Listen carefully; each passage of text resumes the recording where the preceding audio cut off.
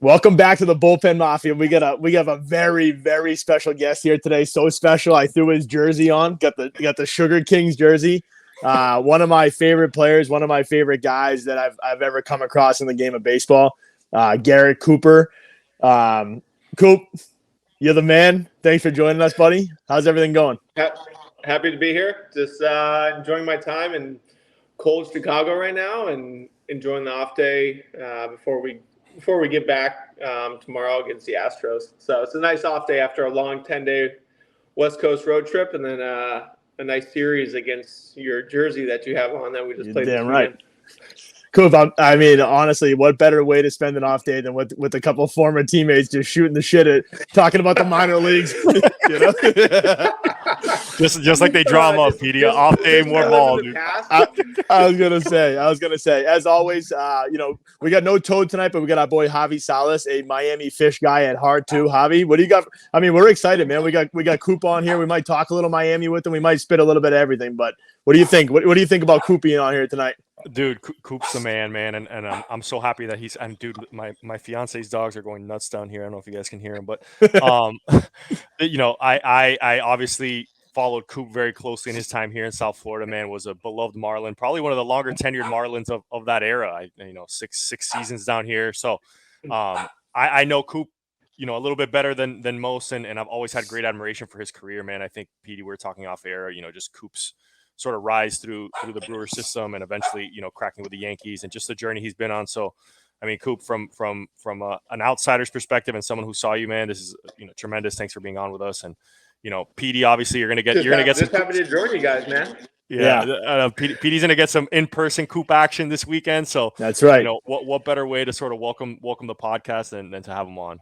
Hey, we'll get some footage too, right? I'll get a nice picture we'll send over to the producers, on Friday when we're out there. Wear a couple of Red Sox jerseys, Brady's going to have I'm going to be on Amazon right after this interview. We'll have a Cubs uniform here in no time, bro. Yo, make sure the Fanatics version, though. No, I know. Make sure it's the nice, the small letters in the back. Bro, this Coop jersey I have on right here is this is the Nike one, but this is as authentic as it gets, bro. We got stitching on this thing. This is the real deal. This is so just for all the viewers at home, once you see this thing, this is a Christmas present last year from Coop to Brady. Really cool. We had it hanging above the tree. We pretty much had this thing on the tree when he woke up in the morning. So it's a little big for him, though. A little big for me, too. We'll get a little bit taller than you guys. Yeah, I mean, just a little bit bigger, Coop. That's what I wrote that down here tonight. I was like, if the audience, you can look up Coop's vital stats, after the show, but Coop's a massive human being, and he absolutely is just, I mean, there's not a lot of fat on there, Coop. That's a lot of pure muscle you got there, bud. Yeah, we're working through it. You're getting a little older, Yeah, getting a little older. The recovery's not as great anymore. Exactly. Like I was saying at the beginning, I mean, Coop's one of my favorite teammates I ever played with. I mean, he worked his ass off to get to where he is now. Every level he went to, I feel like when we were playing, and Coop, I'm sure you could probably back this up, right? There was always somebody that we had there that was some sort of a top prospect or somebody that, hey, this guy's probably the next guy in the big leagues for us at this position. And you just did nothing but come in, absolutely rake, pick it at first. You played with so much confidence, man, all the time. Like you belong there, and you belong to get to the big. You were going to get to the big leagues, which obviously you eventually did. But I always thought the way that you carried yourself whenever you went to places was special, and I feel like I always knew, and me and my dad would always talk after games. He'd always ask about some of the guys and stuff like that were coming in. And I was always like, hey, man, wait till you see Coop. Wait till Coop gets a shot every day, man. Like, that guy's in there. He rakes. He's a great locker room guy. He's a good guy to be around. Much like this podcast, got a lot of glue guys on here too. So, when you get a position player that's a good dude and hangs out with the pitchers a little bit too, you got to make sure you give him his props. And again, like Coop, you were almost, I always joke, like you were like a big leaguer before the big leaguers though, bro. Remember, I think in Colorado Springs, I think you had one of everything in the Lululemon store that was there. Shout out Lululemon too, if you guys are listening. I still do. Do you really? See the closet downstairs. There's probably about 50 to 60 pieces down there. Bro, I'd be like buying, like we'd go to the store because Coop and I were rooming together at that point. We'd be like stopping on the way to the field. Coop be like picking up like 7 t-shirts and a pair of shorts. I would just grab a pair of shorts just for the hell of it, just to keep it going, just to keep Coop's tab open. But yeah, no, it's It's funny, man. I mean, we spent a lot of time together. You were up in Colorado before I was, and you got called up in 2016 there. And like I said, you always been a great teammate, always been a good guy to me. Always loved watching you play. Still love watching you play.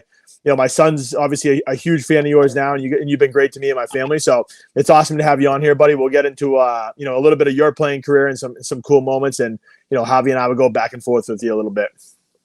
Appreciate it. Glad to be here. Can't wait for the questions. Absolutely. All right, so Coop, let's start it off. 6th rounder, 2013, out of Auburn. Javi had a good question here. Javi, you want to ask him about your boy? Coop, how many Charles Barkley interactions? Oh man, let me see. I came into contact with him my first time when I went out my first night in Auburn with the boys. Wow, that's awesome. He was amazing. At the really expensive restaurant, Hamilton's, right next to the bar we used to go to at Auburn called 1716. He lives the college life still. He was down at Auburn. We went to the Auburn Alabama game this year, and he was there living it up just like he was 10, 12 years ago when I first met him. It's insane. So yeah, he's an Auburn legend there. He's still part of the crew that rolls in all the the Bo Jackson, the Frank Thomas, those guys that that are Auburn royalty. Right. I don't think I'll ever be the Auburn royalty like those guys are, but you already are, Coop, in our eyes. Come on. Hey, as long as you guys think, that's all that That's matters right. to me, man. That's right. That's right. Coop, like just peeling back Auburn a little bit. You're a Southern California kid. How was that like transitioning from California over to Auburn, Alabama? It must have been a big culture shock. So let's start from the beginning. The only school I ever wanted to play at out of high school was UCLA. Uh-huh. Nice. Biggest fan growing up was my biggest player in the MLB was Troy Gloss, third baseman at UCLA. Yeah. Legend. He was Angels. I was a huge Angels fan, thick and through. They won the World Series in 2002. I was at those games with my buddy. And then, never got a scholarship there, and, never got the chance to be, recruited by that school. So even though my family is a full diehard USC Trojans fan, and, the fam was not too happy when I didn't go to USC. So, and I always wanted, if I never played UCLA, I always wanted to go out of state.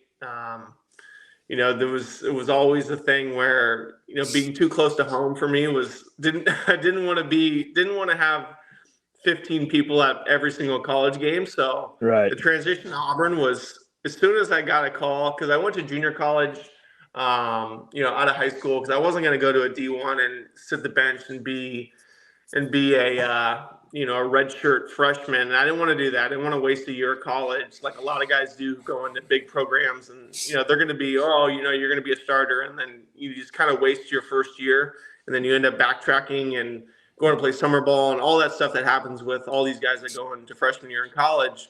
And so I went to junior college. After my freshman year, Auburn called, Nate Friendly, my junior college coach. And let me tell you, their official visit was Cam Newton's year. And Ooh, it was the most explosive. I went to Auburn LSU that year. Wow. I think it was the most explosive college experience one could ever imagine. 150,000 people. I was like, this is not USC or UCLA football. No, this is not California. This is life and death down here. I don't really have any other way to say it, but Auburn, Alabama is thick and through. The number one thing they watch is Auburn football, and Cam Newton was a god down there, and they still talk about it to this day when he comes.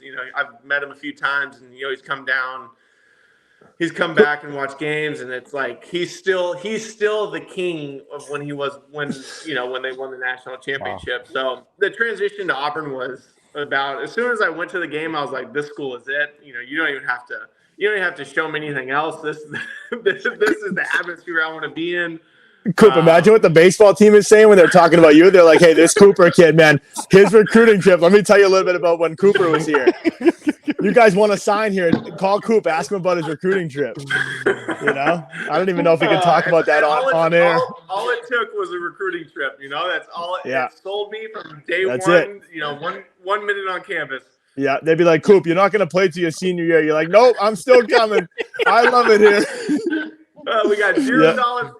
Exactly. All right? Yeah, exactly. Yeah. What about education? You guys get any education money or what? I love that, man. That's awesome. So just real quick for the viewers. So I think the first year, Javi, were you in Brevard in 2014 with us before Biloxi in 15, right? I was 15. You were 15. Okay. So you were 15 with Coop in Biloxi then, right? Yes. Okay. Yeah. So Coop, I was saying to Javi before the show too, like, I mean, in terms of like roommates, man, like I had some weird ass roommates, right? Like I had some guys who was trying to get their rap career started. I got guys reading like pitching for dummies, bro, and like throwing complete games mechanically. Cool. I don't know what it was about you and I, man, but I feel like we hit it off. I mean, you were great with I always tell people like, you know, a big thing with the roommate is always about his TV schedule and what he's doing. I mean, you were like a guy where we were on the same page, man. If you were shutting off the TV at night or we were ready to go to bed, man, we were going to bed. And if Coop's out there like ready to go, he goes 4 for 4 that night and he's ready to rip it up, like whatever. Coop's doing what he's got to do as long as he's hitting them up, as long as he's picking it. We'll get into that more down the road here, but so Coop, just like real quick, we say this because obviously we're career minor league guys over here, but like if you had to pick who was your favorite teammate? Who was your favorite guy that you played with in the minor leagues? We'll get to the big leagues later, but we want to know the minor league stuff first. Oh man, Petey, I know you want me to say you. Petey wants his tires pumped. Petey wants his tires pumped a little bit. Yeah. I didn't set that up at all, Coop. No, dude, do your thing, bro. This is your episode. No, Petey, you were great. Nate Orff was another great one. Oh man, what a dude. What a dude. Nate Orff was great. Tyrone Taylor was another good one. You know, just the boys. It was such a, you know, the Brewers had such a close group of boys like Coulter and, you know, Taylor Brennan, everyone that all of us played with. It was just such a, you know, a lot of the guys were, you know, at the same point of their life. A lot of the guys were single at the time, so a lot of guys hung out, you know, outside of baseball at the time. You know, early in your 20s, and you know, you're just living the minor league life of grinding from, you know, city to city. But you know, you're up there, Petey. I'm not gonna, you know. I love it, Coop. But thank you very much. Bro, hey, Coop, I'm dying laughing, bro, because I just like you bring up Taylor Brennan, right? Like, I mean, this dude sent me a text, and I'll tell you, you know, we didn't even talk to him about this. This guy sent me a Facebook message the other night. It says, we all have that one friend you can't trust to go out to have one drink with. He'll end up having 20 drinks, 16 shots, and black out by 11. It's me. I'm that friend. I go, yeah, bro, that is you. He writes back, yeah, you fucking love it. Like, dude, I haven't talked to this dude in 2 years. You know, like he's king of bringing up the good old minor league stories. He's unbelievable. Good dude, man. You know, was with them in Low A, High A, yeah. Low A, High A, yeah. Bro, so, that is a lot of good stories, a lot of good time. But no, you, Orphy and Tyrone, you know, was another great one too. And you know, the boys love to hang out after games were over. So you know. What's Orphy doing now? He's not still around the league, is he? No, I think he was done a couple years ago. I think he's doing maybe some coaching, maybe some travel ball back in. He's another guy, Coop, like you said, man. He's just like, what a dude, man. Worked his ass off. Very similar to you. Like, I think he was an undrafted free agent. Out of Baylor, right? Man, he worked his ass off. Or something crazy. He's one of those guys too, man. Like when you watched him out there, like it was like he's never making a mistake, right? Like maybe he's not. You going out there, he's not the flashiest guy in the world, but man, he does everything right, and he's just he's just. I mean, as a manager, man, I'm sure you absolutely love to have a guy like that. One of the best all around. Absolutely. Everything, baseball, life, spiritually. That guy was like locked in. You know, just locked in on everything about, you know, just everything in life. I mean, and his body too. The guy loved a good Chipotle meal after the workout. He did. Remember he used to lay on his back and put his feet up for like 20 minutes straight, dude, just to say he was getting new blood in there. Remember? Oh man! Every day in the locker room, bro, he'd have his legs up for 20 minutes. These things would be absolutely like spaghetti when he got back. But he said, give him 5 minutes. It will feel like I've never walked before, but I'll be ready for game 2. It was unbelievable, dude. That's some of the shit that kid used to do.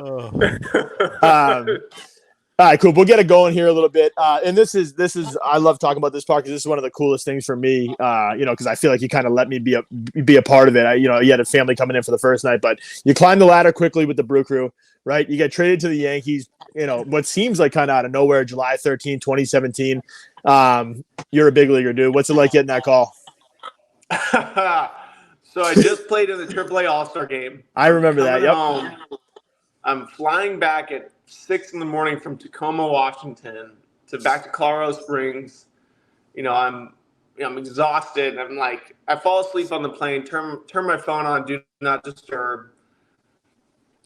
Turn my phone back on. We land in Colorado Springs, and I got 13 missed calls and text messages from Rick Sweet. I mean, you guys know Sweetie. Yeah, Sweetie. AAA manager, still the AAA manager. For the Brew Crew. And I call him back because I'm like, oh my God, something happened. Like, what's going on? Why, Right.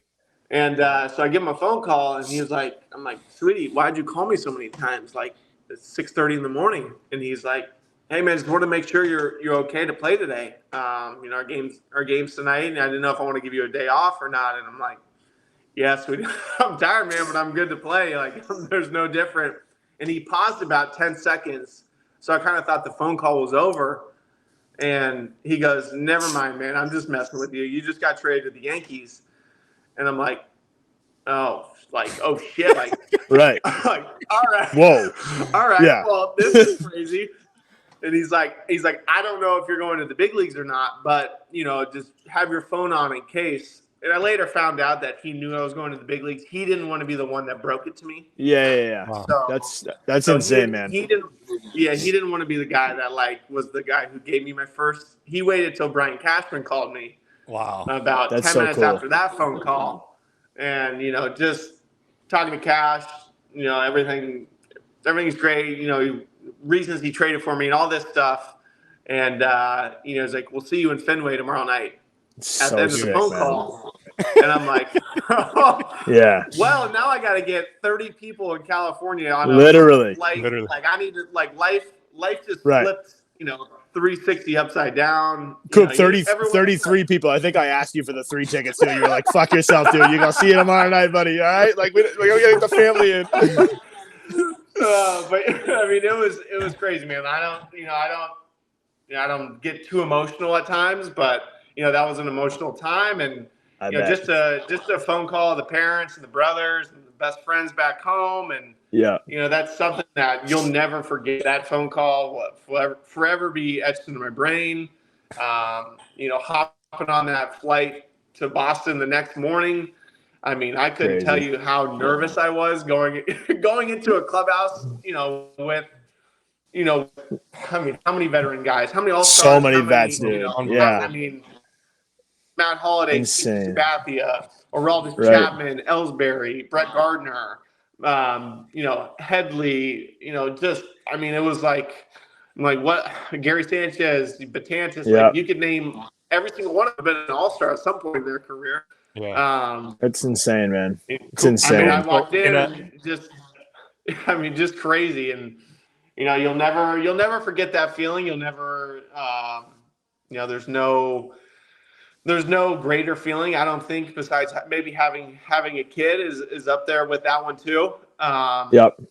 Seeing the excitement of your wife and the kids' eyes, like that's up there too. But definitely for what you work for your whole life, just to hear your name and you see your name in the lineup the next day hitting 6 hole at 6 or 7 or I don't even remember what I hit because I was so fucking just nervous. Grab the bat and go, But yeah, no, I mean, look, everyone works for a dream, and have that dream come true is a whole nother animal. To do it with the Yankees Red Sox rivalry, both teams were good at the time. I mean, that's what I was going to ask you, Coop. You're playing the AAA All-Star game 48 hours, before this. You get a call from Cashman, and next thing you know, you're opening the doors to the locker room at Fenway Park, and you're like, taking the field for your big league debut. I mean, we're in the Biloxi. We all got okay. So this is just take it back to where we were. We were in Biloxi.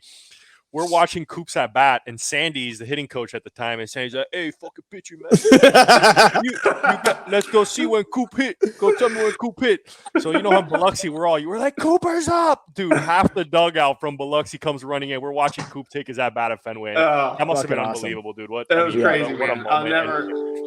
I think I swung first pitch and I got lined out to second or got jammed. I mean, honestly, I couldn't even tell you what happened that day. All I know is I had 3 punchies that game, and it was probably the most unhappy but happy at the same time. Yeah, I bet. It happened, just to get through that first game. The nerves were – I mean, I couldn't tell you. My legs were so numb. Who knows what pitches I swung at or, what the counts I swung in or any of that stuff. I don't remember any of that. I do remember my first hit. That's about it from that weekend. So David Price, right? David Price, Sunday Night Baseball. Sunday Night Baseball. I remember that 2-1 cutter down and in. Yeah. That's awesome, man. You still get the ball, Coop? I do. That's awesome. That's awesome. What was it like? I mean, dude, you go from, like I said, from AAA to the big leagues, and not just the big leagues. You're with the New York Yankees, man, which is like you're at the pinnacle of Major League Baseball, and you're you get your first shot there. What was it like that first, those first couple weeks for the Yankees? I mean, did you have any run-ins in New York, or you just, like, pinch me, man? I'm in New York City. We play in Yankee Stadium. Like that's stuff you dream about, man. Like what were those first couple weeks like? Yeah, let me tell you, when I got traded to the Yankees, I was like, wow, this is like the Taj Mahal of like a kid's dream to play on a major league team. Like of all the stories and World Series championships and all the All-Star, Silver Slugger, like just you could name. Everyone knows who the Yankees are. You could be, a random person and they know who the Yankees are. Not a lot of people. Not everyone's gonna know who the Miami Marlins are around the world. That's not that's not a worldwide name. Coop, the Yankee. That's Javi's favorite fucking team too. So he always wants to talk about it. Keep talking about it. So, keep going, Coop. Music to my ears. That lowly team in Boston. Yeah. Okay, bro. Yeah. Relax, buddy. All right. And let me tell you, those first 2 weeks. I mean, I was like. After getting my first hit and like kind of settling into like just playing baseball again, just walking into the Yankees clubhouse and like being, they have a board in their locker room that has everyone's signature of every Yankee that's ever played, for the organization, and that's there to remind you of what kind of organization this is, who has stepped on the field before you. They That's are, so sick. They're very old school, no facial hair, not that I can grow. You don't got to worry about that, Coop. You don't got to worry about that. I wish I could, but the name is just tough. So, but it's, it's like what every kid wants, the Dodgers and Yankees is like the two biggest baseball organizations in sports, based on pure, world championships and the name. The Red Sox are up there. There's a lot of other teams up there, but if you were to say who are the two biggest orgs, the Yankees and Dodgers, and I just after baseball kind of got back to baseball. It was just kind of you just kind of sit back and like, wow, I'm in the big leagues, but it's also your job, and your job is to stay in the big leagues. And I think that's the toughest part of anybody's career, no matter how well you do, no matter, there's a lot of things that you can't control in baseball. And one of them is, the optioning of up and down. And, so getting optioned back to AAA after a few weeks in the big leagues, the humbleness comes back to the reality comes back to reality. I bet. But no, look, man, the dream and all of that was, bar none, one of the greatest experiences of my life, being a part of that, just for those few months I was there. Right. And, I'll always have, that on my, that to my name, and those experiences, to last you a lifetime. And, it was awesome. Fun, but, would have been a lot better if they would have won. I wasn't on the playoff roster, but if they would have won a World Series, to get a World Series ring would have been pretty nice that year too. Yeah. But we came up a little short that year, so yeah, it was fun though. So Coop, you go from the concrete jungle down to South Beach, bro. Where Javi's made a name for himself down there as well. But Javi, I'm gonna let you take the Miami part, bro, because I know this is near and dear to the heart. So you want to get the Marlins stuff going, man? Take it. Yeah, Coop. I mean, obviously, you go from New York and you get your opportunity with the Yankees, and then you start, come down to South Florida and with the Marlins, who, much less history than the Yankees. A little, a team that has 2 World Series championships, but again, not the same level of prestige as the New York Yankees. And then you have this 6-year career down here. What was that like, Coop? I mean, I know, it probably started off a little bit more difficult than you expected with some injuries, but really came into your own. You're an all-star in 22. What was it like kind of growing up in the major leagues with the Marlins? Yeah, I think my second game in my career in Miami, You broke your wrist, right? Kyle Hendricks, who I'm with the Cubs right now. Yeah, that's your. I brought it your up boy to now. Spring. Yeah, I brought it up to him this spring. Drilled me in the wrist with 89 or whatever it was, and I missed pretty much the whole year. Like there was a torn tendon sheath in there. We tried to rehab it without surgery. Blah blah blah blah. The season was kind of a wash, and I only got like 20 at bats. Trying to come back from it.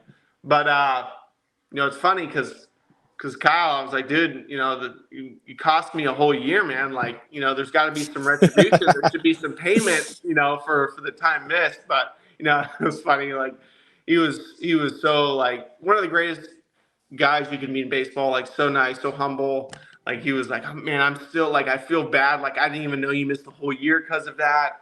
But no, so that's how my career started off in Miami. It was. There were a lot of ups and downs here, man. Like Miami was tough, wins and losses the first few years. They sold everyone off. Right. I have nothing but gratitude towards the Marlins. I was given a chance to play every day. The front office believed in, what I could do as a player every day. Not a lot of guys get the opportunity to go into an organization, especially me. I was a little older, 26, 27. That's a little bit older in baseball, in the baseball life. So, for someone to see and say, hey, Gary Denbo was the one that came from the Yankees who had traded for me over there. He came down to Miami, and I was the first trade Jeter had made. Wow. I was me and Caleb Smith for Michael King and some international money. We were the first trade. So That's awesome. Michael King is now in San Diego. He's turned out to be a pretty good pitcher. So, the trade, it's worked out in both ways. And, Michael King got Juan Soto to the Yankees. So, Yankees fans should be happy that I was traded. Thank you, Coop. Thank you, Coop. Yes. Yeah, that I was traded for Michael King that led Soto to the Bronx. So, there should be some happiness that I was there. But, I think Miami was a great city. We live there year round. That's our home. That's where we're going to raise our kids. That's, we're in Coral Gables. That's life right now. Miami will always be home, while I'm playing baseball, training in the off season, that's where I am. But there was a lot of turnover in Miami in my 6 years there, man. There was a lot of different front office, a couple new GMs, a couple hitting coaches, brand new every year, it was in an organization that was in constant turnover, and it was tough to see because, we didn't make the playoffs in 2020, even though it was COVID, that's a weird year. And, a lot of people don't, believe in the COVID year, believe in the World Series year, all that stuff. But, no, I think, last year, it was great, to get traded, and, they made the playoffs, great for those guys there. A little sad that I wasn't a part of, get to be a part of the playoff celebration. But, I have nothing but good things to say, man. They gave me an opportunity every single day to play. They dealt with, the injuries throughout the career. I think, dealing with 90, 100 losses is tough for anyone to come into work every single day, mentally and physically. But look, it's a job. You're paid money to go and do your job. And, I'm grateful that they gave me the chance to be an everyday big leaguer and, continued my career and the way it's gone so far. Hey, awesome. Petey, you just got a couple Coral Gables boys, man. On the pod. I'll tell you, man. You got to make a trip down. That's it. It's written in the stars, buddy. Nah, there's too many Boston people in Florida now. I got to keep them out of that. I was gonna say, you guys don't want me down there, bro. Just let me stay up north here, bro. Like, you know what I mean? We don't, and me and Coop are the same. That I don't, Coop, you survived, better than I thought you would down there with the weather. But I mean, us fair skinned boys can't handle it down there, bro. I just stay sunburned all year round. It's just how life is. Just try to throw sunscreen and it just wears off. I love it, man. Javi, you want to go? Javi, I know you got a couple of good questions, man. About just like a couple of core Miami questions you want to ask Coop. You want to hit him with a couple? Coop, we got our guy Toad, man. He's out of commission tonight, but he's a Miami guy through and through. He wanted to know some, what is it about the Miami food? Did you get into some Latin food down here? You have some Cuban coffee. What are some Garrett Cooper hotspots we can catch you in the off season for all the Miami folks? Hey, I'm about as bougie as it comes in restaurants. You are, Coop. Yeah, Coop, you really are, dude. Look, I don't spend a lot of money on a lot of things, but right. food is one of them. I will always spend. Yes. Erica and I, we don't drink that much anymore. When you got kids, Petey, it's tough, man. The mornings are tough now, man. They're not. You ain't sleeping in no more, Coop. Yeah, so I think Miami has some of the best food in the world. We've been to, you name it. We've been to it probably in South Beach or Brickell or Coral Gables or Coconut Grove. There's no real Cuban spots. I'm not the biggest Cuban fan of all the foods. How's that feel, Javi? We're gonna have to cut that. Dude. Suck on that one, Javi. Yeah. That part. Look, I'll eat it. If it's there, I'll eat it. Right. But, I'm not gonna go out of my way to go catch a nice Cuban meal. That's just not. I'll rather go to Nobu to catch some sushi or Hey, Coop's like, I'm not a big fan of a Cuban meal unless it's unless it's like a 5-star and like 70 or 80 a plate. I'll go. I don't give a fuck how good it is. Michelin star Cuban, baby. Exactly. Yeah. Oh man, Coop, that's good stuff about the Marlins, man. That's must have been as jarring as the trade deadline probably was last year. Going back to California must have been nice, right? You go back and play in San Diego, closer to family, and you join a team again. You just seem to be. Your career has sort of guided you to some of the bigger market and bigger cities in Major League Baseball, right? So you in New York, Miami, now you're in San Diego. What was it like with the Padres there at the end? Obviously, a team, a lot of big personalities and a lot of star power. Yeah, I think going from big market New York to a smaller market in Miami to San Diego, where what do they have? 12 to 15 all-stars on that roster. It was stacked, it was about as star-studded as you could, put a lineup together. Yeah.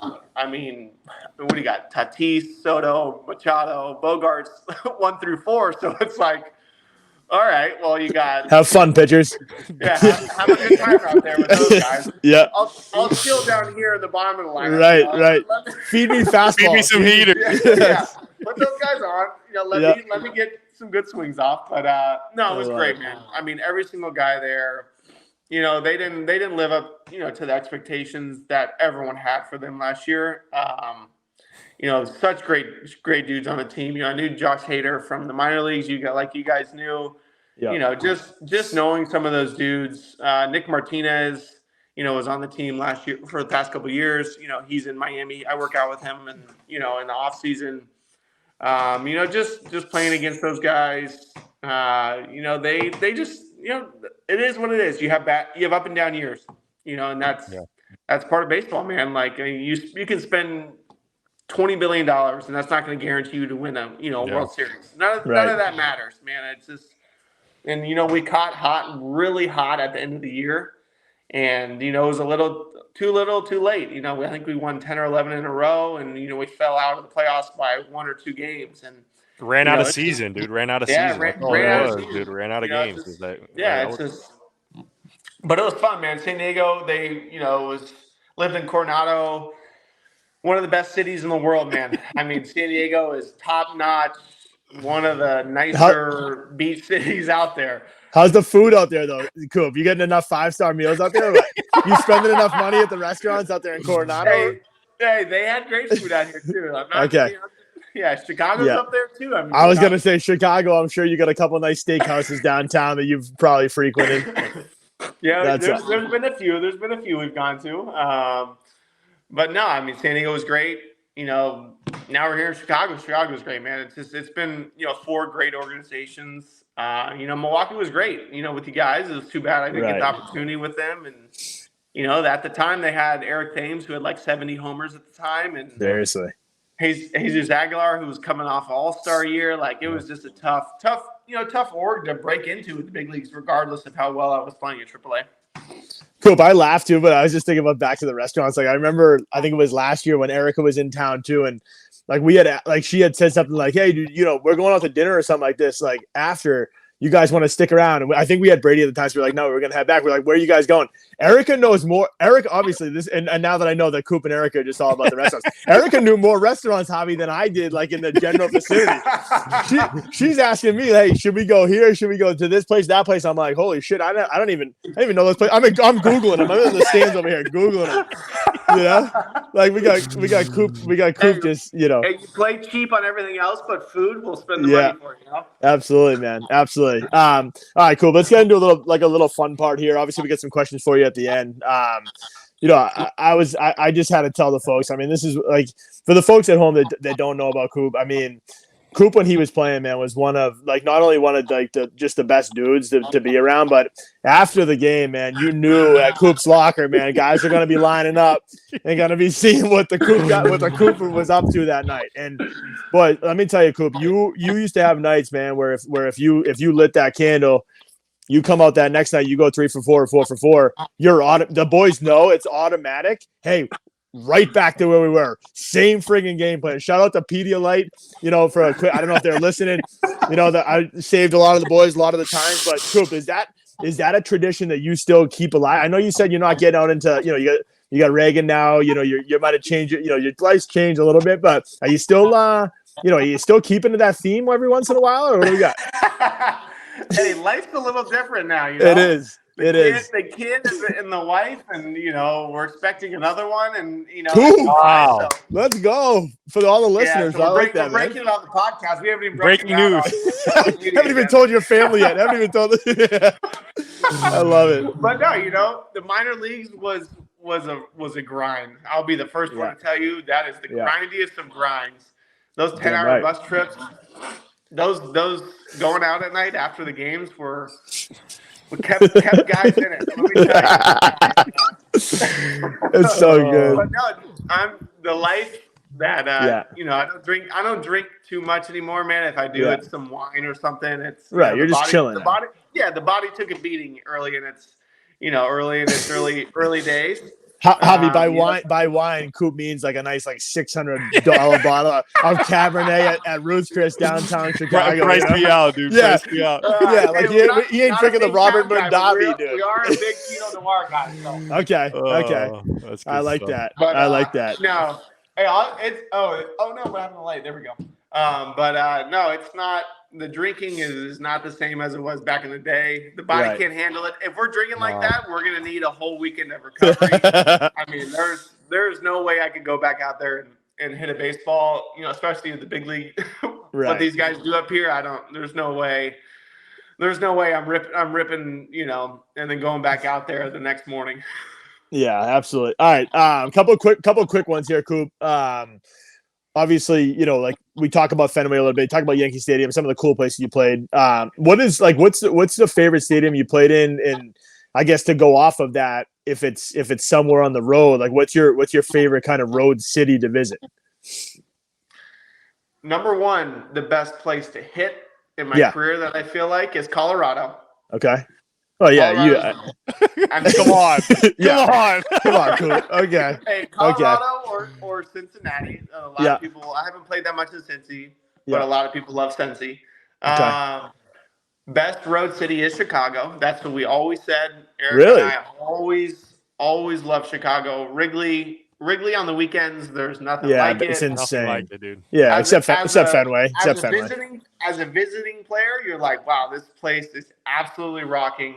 This is this is a dream for a lot of guys that, this is a dream park, and to get to experience it as the home player. Yeah. I mean, look, man, there is, you're not getting the FUs, like you are in New York. You're not getting the booze like you are in New York.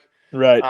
It's just a lot of wholesome, Midwest, diehard Cubs fans. That's just, this is another dream come true, man. Playing here, this was unbelievable. Whenever we had Cubs series coming up every year, or the White Sox, Eric and I were like, Chicago is our road city. That's our favorite. The family always comes on the road series here. This is by far number one, our favorite road city, Chicago.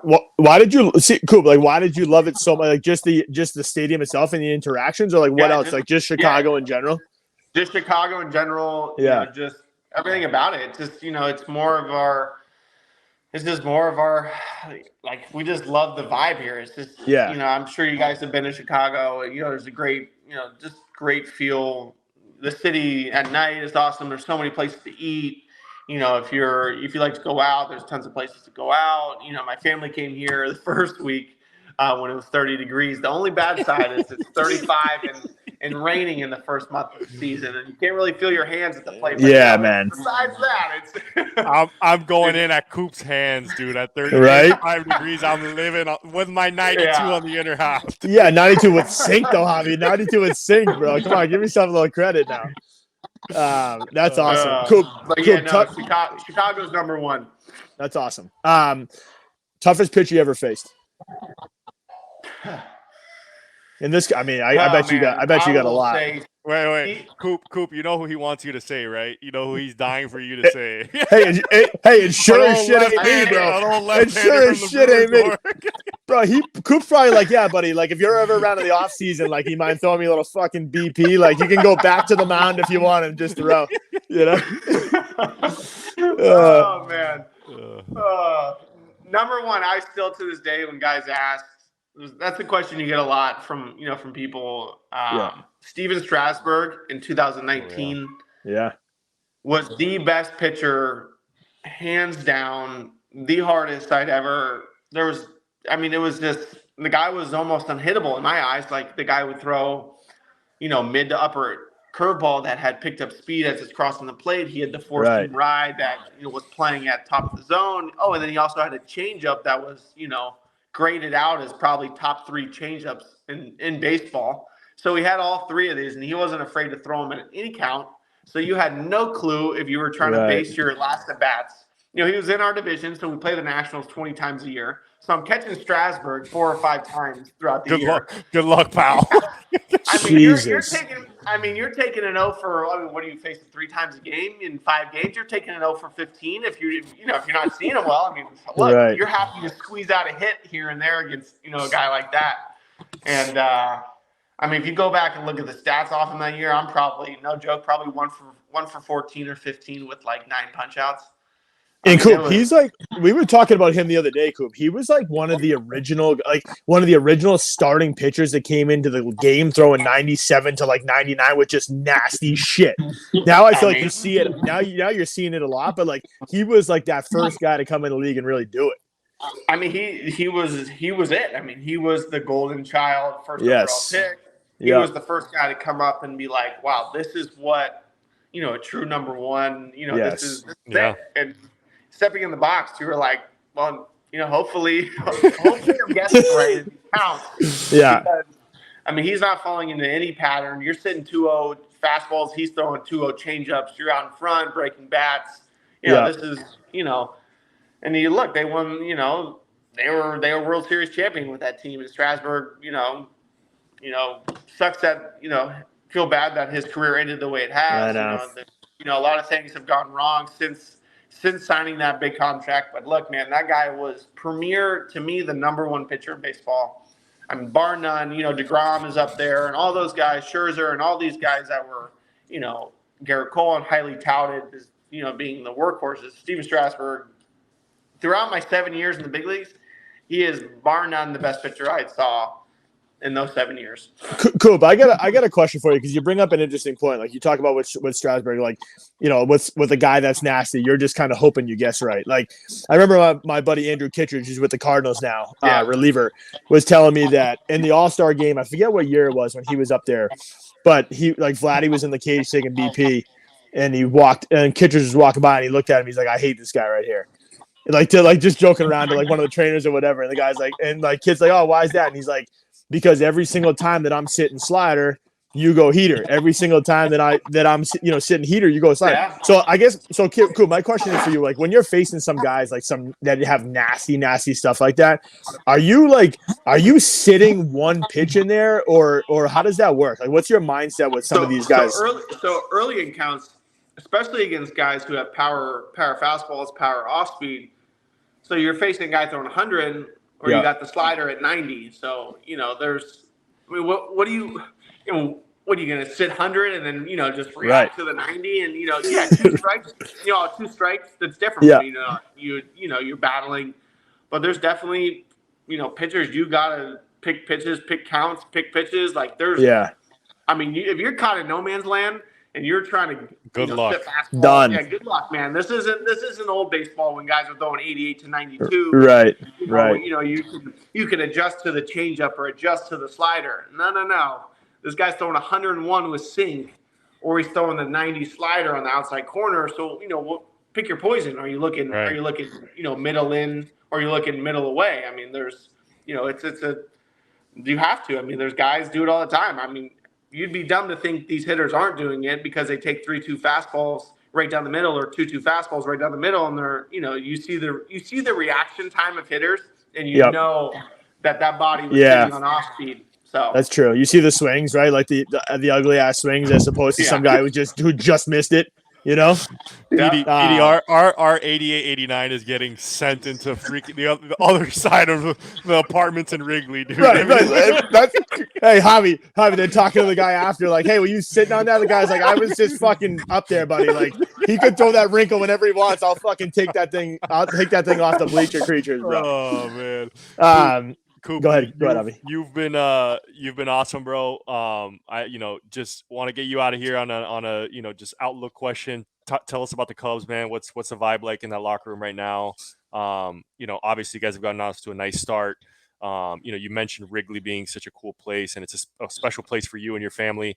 What can we expect for the Cubs this summer? Petey, Toad, and I, we're going to make a trip out there, man. I've been to Wrigley a couple times, and from a fan's perspective, it's a freaking awesome place, man. When you're in the bleachers in Wrigley, there's really nothing like it. It's a special venue. So tell us about the Cubs. Tell us what we can expect going into the summer.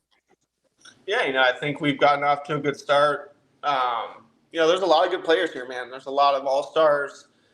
Swanson, Belly, there's a lot of good players. There's just such a well-rounded offensive attack. We have a couple injuries right now, like most teams do, but it's such a close-knit group. It's very top to bottom, there's no real, weakness, because a lot of teams are very top heavy and it's tough, the rest of the lineup's tough. So Cubs are, the front office and the coaching staff have done a great job putting together the roster. We've gotten off to a good start, like you said. A lot of great dudes. Just playing against them, throughout my career. It's such a good culture. When you go into teams, you don't really know how a culture is going to be. It's everyone's pulling for each other. There's a lot of good dudes. When pitchers and position players get along really well, it's going to be a good team. Yeah, you're damn right. Yeah, because you guys are fucking hard to get along with. Couple glue guys, baby. Right, you guys are hard to get along with, bro. It's you guys, dude. The hitters are the ones, bro. The hitters are always the ones. I love it. And when the pitchers and position players can joke around to each other, that's when you know it's a good group. Yeah. But no, it's a great team. Coaching staff's great. Had counsel in Milwaukee when I was coming up. He's great manager, great guy. Just a whole bunch of good human beings outside of baseball. Just a really well run organization. It's great, man. Chicago's awesome. City's awesome. Fans are awesome. It's this is a sports town through and through. this is what you sign up for when you go out, when you go out there and play, and the crowd is 50,000 people in 35-degree weather. It's this is it, man. This is another mecca of baseball. This is what you sign up for when you sign with an organization. Absolutely.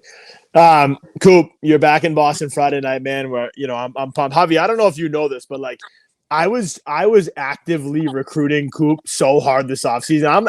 I'm like asking Coop, like, hey, can I get Breslow's number, bro, so I can give him a ring real quick? Like, we need you, man. You call Cora. You say, Cora, dude, we could use hey, a right-handed. Javi, he's a Miami guy. I could have called you earlier. Cora called me, dude. Like I try to give everything. Like remember when a couple years ago when the Celtics were recruiting Durant, they brought in like Tom Brady, they brought in all these guys to like I wanted to give Coop that type of treatment to get him here in Boston. But Coop, you're back in Boston Friday, man. I mean, my son won't stop talking about it. You've always been unbelievable with him and our family, and getting us on the field. So we look forward to spending a couple of minutes with you before the game on Friday, and we'll get some content, we'll get some pictures, we'll send it out over here. But Coop, you're the man, dude. It's always a pleasure to talk to you. I'm so proud of you. It's amazing to see what you're doing, and I can't wait to see you continue it on this year, and hopefully the Cubs do something special. And just love having you, man. Thanks for joining us. I appreciate you guys, man. It's a good time. Good, good reminiscing on life, man. Absolutely. The good old days, Coop. You know what I mean? You're in the show now, eating these fillets every single night. You ain't eating Jonah's friggin' popcorn chicken spreads or whatever the hell we were having back then. Coop, you're the man, bro. Thanks so much.